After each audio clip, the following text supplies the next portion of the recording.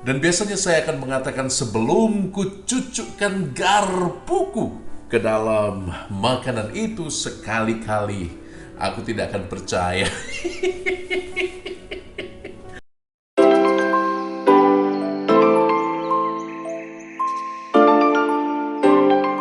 Sahabat Fresh Juice, sesaat lagi kita akan mendengarkan Fresh Juice Rabu 24 Agustus 2022 bersama Romo Albertus Joni SJJ dari Lampung. Selamat mendengarkan.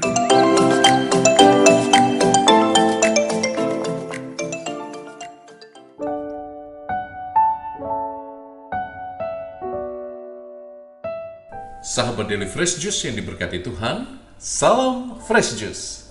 Hari ini 24 Agustus 2022 adalah peringatan Santo Bartolomeus Rasul. Kita bersyukur untuk kehadiran Rasul yang luar biasa ini. Dan mari saya mengundangmu sahabat semua untuk masuk ke dalam batinmu, mengundang Roh Kudus dalam hidupmu, agar sabda Allah yang akan kau dengarkan benar-benar meresap, menguatkan, memulihkan. Inilah Injil Yesus Kristus menurut Yohanes bab 1 ayat 45 sampai 51. Filipus bertemu dengan Natanael dan berkata kepadanya, "Kami telah menemukan Dia yang disebut oleh Musa dalam kitab Taurat dan oleh para nabi, yaitu Yesus anak Yusuf dari Nazaret." Kata Natanael kepadanya, "Mungkinkah sesuatu yang baik datang dari Nazaret?" Kata Filipus kepadanya, "Mari dan lihatlah." Yesus melihat Natanael datang kepadanya lalu berkata tentang dia, "Lihat, inilah seorang Israel sejati, tidak ada kepalsuan di dalamnya." Kata Natanael kepada Yesus, "Bagaimana engkau mengenal aku?" Jawab Yesus kepadanya, "Sebelum Filipus memanggil engkau, aku telah melihat engkau di bawah pohon ara." Kata Natanael kepadanya, "Rabi, engkau anak Allah, engkau raja orang Israel." Yesus menjawab, katanya, "Karena aku melihat engkau di bawah pohon ara, maka engkau percaya. Engkau akan melihat hal-hal yang lebih besar daripada itu." Lalu kata Yesus kepadanya, "Aku berkata kepadamu, sesungguhnya engkau akan melihat langit terbuka dan malaikat-malaikat Allah turun naik kepada anak manusia." Demikianlah Injil Tuhan. Terpujilah Kristus.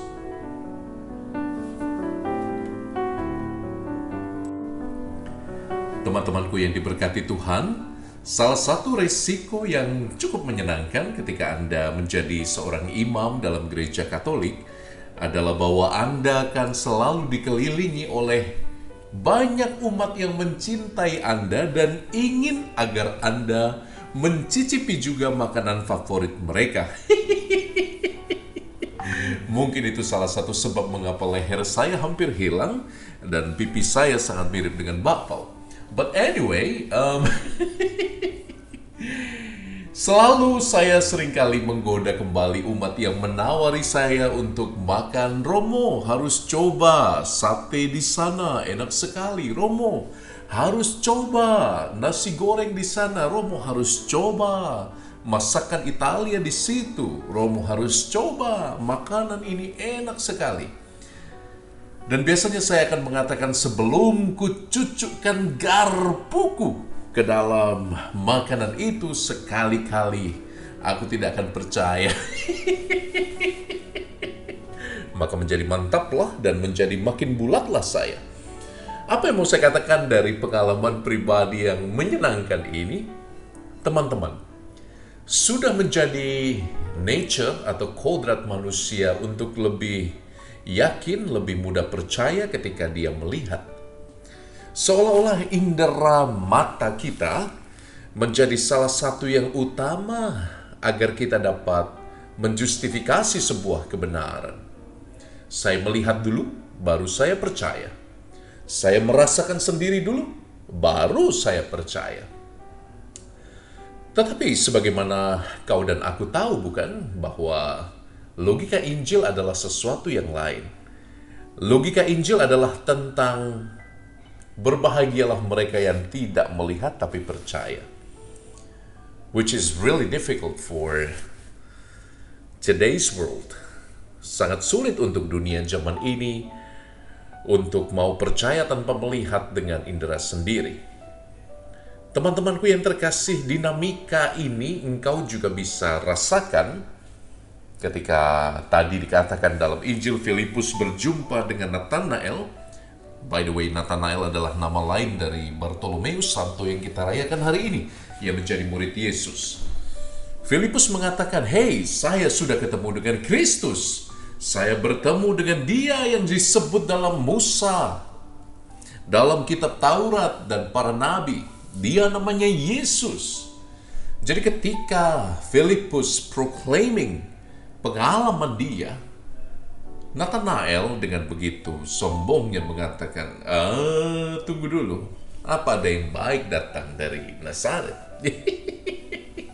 Karena dia belum berjumpa langsung, karena dia belum melihat sendiri. Maka undangan dari Filipus, datang dan lihatlah, juga menggambarkan bagaimana logika dunia saat ini dibangun dan diagung-agungkan. Seolah-olah hanya yang dilihat dengan mata, itulah yang patut dipercaya. Itu sebabnya ketika Tuhan Yesus melihat Nathanael dan Tuhan Yesus mengatakan, "Ini orang Israel sejati, padanya tidak ada kepalsuan." Dan Yesus lebih lagi mengatakan, "Sebelum Filipus berjumpa dengan engkau, aku sudah melihat engkau di bawah pohon ara. Aku mengenalmu, aku tahu siapa kamu."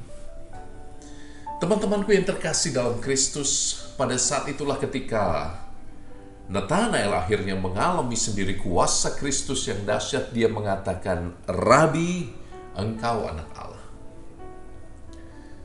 Maka mari kita mulai pelan-pelan meninggalkan logika dunia bahwa seolah-olah hanya mata inderawi ini saja yang paling dapat diandalkan untuk percaya.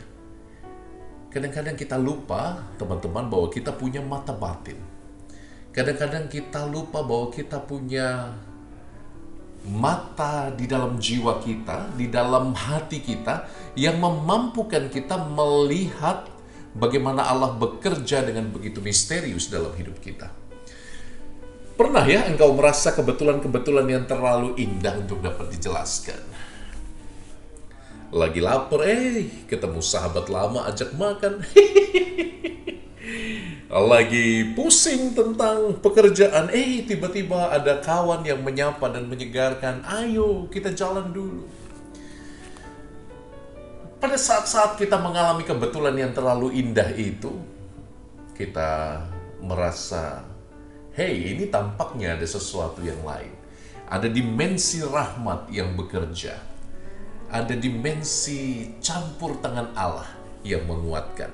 Dan itu hanya bisa dirasakan, dimengerti, diamini kalau orang punya sensitivitas di dalam hatinya. Untuk melihat bukan hanya dengan kacamata kita yang terbatas ini, dengan kornea dan lensa yang pelan-pelan juga akan kehilangan fungsinya. Tapi lebih dari itu, kalau orang punya hati, dia mampu melihat sesuatu yang halus, lembut. Dia mampu melihat dan merasakan bagaimana Tuhan menyapamu dalam kejadian dan peristiwa hidup yang sederhana. Teman-temanku yang terberkati Tuhan, maka mari kita melihat dengan hati. Mari kita belajar dari Nathanael hari ini, alias Santo Bartolomeus. Mari kita belajar menggunakan hati kita untuk melihat. Bahkan kalau keadaan-keadaan di sekeliling kita menjadi sangat sulit, rumit. Banyak orang bergulat dengan diri sendiri, banyak orang bergulat dengan pasangan hidupnya, banyak orang bergulat dengan situasi finansialnya yang tidak baik-baik saja.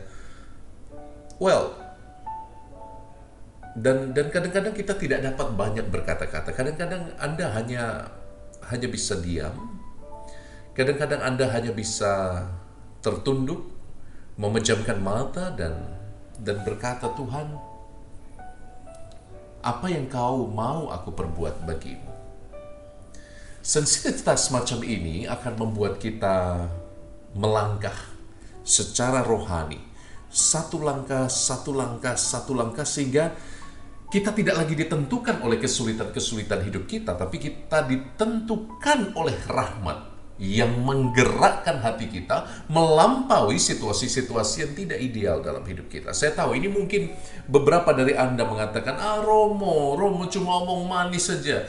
Romo kan tidak berkeluarga. Romo tidak tahu bagaimana rasanya saya seperti di neraka tinggal dengan pasangan yang tidak cocok dan tidak setia. Well, teman-teman, kalau kita punya waktu untuk sejenak hening, kalau kita punya waktu untuk sejenak melihat dengan hati, semoga Anda punya kemampuan untuk melihat bagaimana Allah bekerja juga dalam kesulitan-kesulitan hidupmu. Mungkin masalahnya tidak selesai, mungkin perkaranya tidak langsung beres, tapi setidaknya Anda punya kekuatan untuk maju dan berkata, aku tidak sendirian, bersama Tuhan aku mampu. Dan ya, hidup ini sudah cukup berat toh, maka mari kita buka hati kita, minta rahmat Roh Kudus, supaya engkau melihat tidak hanya sekali lagi dengan mata kepalamu, tapi juga dengan mata hatimu. Saya ingat cerita itu ya, ada pengkhotbah yang selalu murung, selalu marah-marah ya. Jadi kalau romonya berkhotbah itu dia isinya selalu tentang yang negatif terus. Kalau ada umat yang terlambat di atas mimbar, dia langsung tunjuk sehingga umatnya takut. Kalau ada anak yang ribut, langsung ditegur. Suatu kali romo yang galak ini homili tentang kebiasaan minum alkohol. Lalu dia bilang, kalau saya punya alkohol, saya pasti buang ke sungai. Kalau saya punya whisky, saya pasti buang ke sungai. Kalau saya punya bir, saya pasti buang ke sungai. Jadi, seolah-olah dengan penuh amarah dia mewartakan sabda Tuhan, lalu pastor rekan yang ikut konselebrasi itu juga tidak tahan. Karena ternyata pastor ini juga suka minum bir. Lalu apa yang terjadi? Ketika persembahan itu, sang romo berdiri, romo konselebrannya berdiri, lalu dia bilang, aduh, karena semua anggur, bir, whisky dibuang di sungai, mari kita sekarang berdiri, kita nyanyikan, sungai sukacitamu mengalir dalamku. Nah teman-teman yang terkasih, daripada kita ikut jengkel, daripada engkau tenggelam dalam kesulitanmu, daripada engkau tenggelam dalam rasa gondok terhadap orang-orang yang tidak mengerti dirimu, mungkin baik kalau engkau menggunakan mata hatimu, melihat dunia dari perspektif yang berbeda, dari perspektif Allah, dari perspektif Roh Kudus, yang menjadikanmu bertumbuh, agar engkau tidak ditentukan sekali lagi oleh kesulitan hidupmu, tapi engkau ditentukan oleh imanmu. Dan pertanyaan ini semoga bisa membantu berefleksi sepanjang hari ini. Tuhan, apa yang engkau mau lakukan dalam hidupku? Apa yang engkau mau aku buat bagimu dalam hidupku?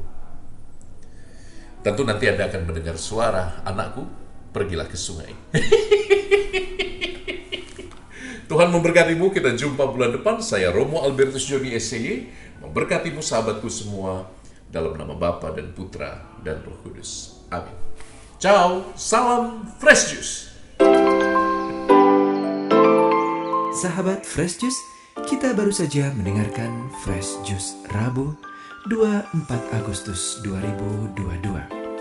Saya Yofi Setiawan beserta segenap tim Fresh Juice mengucapkan terima kasih kepada Romo Albertus Joni untuk renungannya pada hari ini. Sampai berjumpa kembali dalam Fresh Juice edisi selanjutnya. Jaga kesehatan dan salam Fresh Juice.